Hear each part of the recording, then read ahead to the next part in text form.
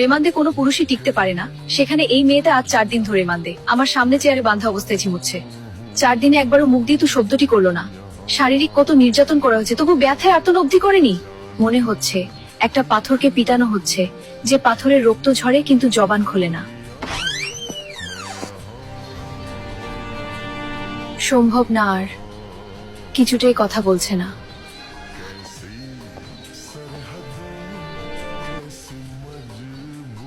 আপনি যান।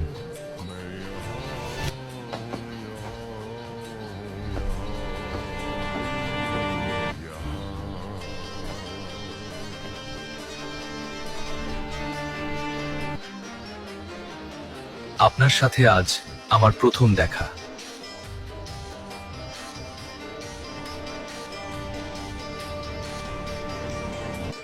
মা বাবাকে মনে পড়ে?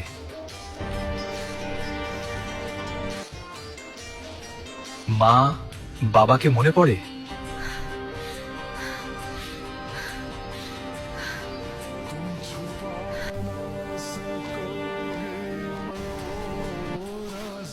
নাম কি? পদ্ম, আমি পদ্মজা।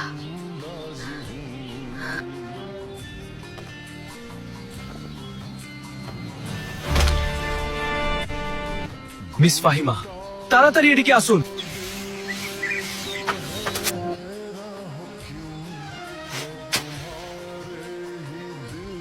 বুঝছো পদ্মর মা, এবার যে পাত্র আনছি একেরে খটি হীরা। আমি আমার মেয়ের জন্য পাত্র চাইনি, তবুও বারবার কেন আসেন আপনি? যুবতী মাইয়া ঘরে রাহন ভালা না। মেয়েটা তো আমার, আমাকেই বুঝতে দেন না।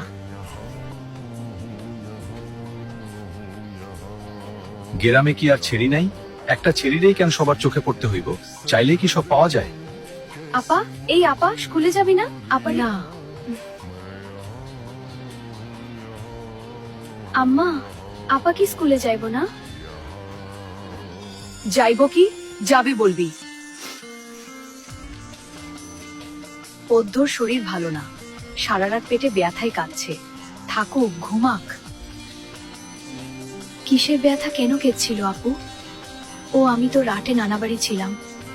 তুই যা, মাথা নিচু করে যাবি, মাথা নিচু করে আসবি। আচ্ছা আম্মা।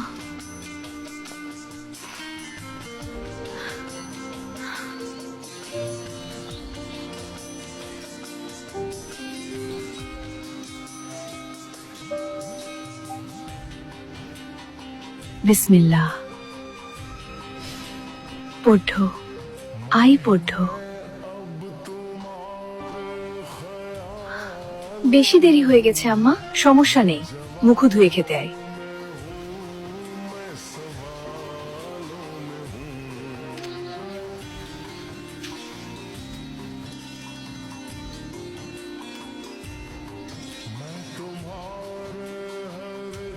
তাড়াহুড়ো করছিস কেন?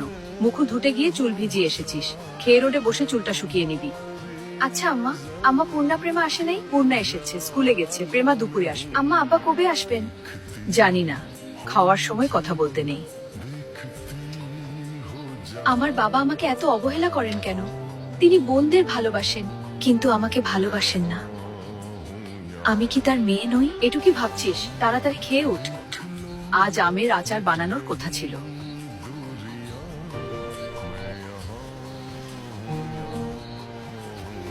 বিদ্যুৎ চলে গেছে, আই টর্চ নিয়ে যা।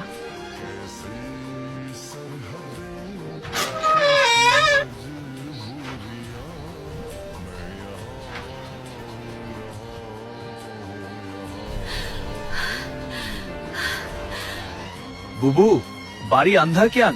বাট্টি টাট্টি জ্বালাও। হানিফ আসছিস? হো, আমি। আই ভেতরে আই।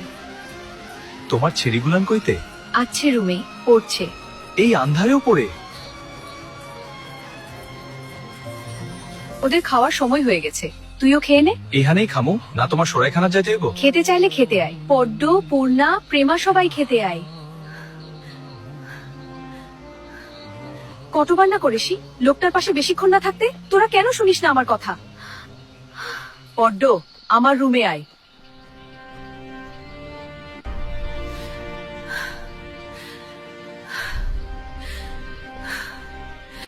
লুকোচ্ছিস? হানিফের সামনে কেন যেতে চাস না? সে কি করেছে? হানিফ ধরিবাজ লোক, সৎ ভাই বলে বলছি না। তুই বল কি লুকোচ্ছিস?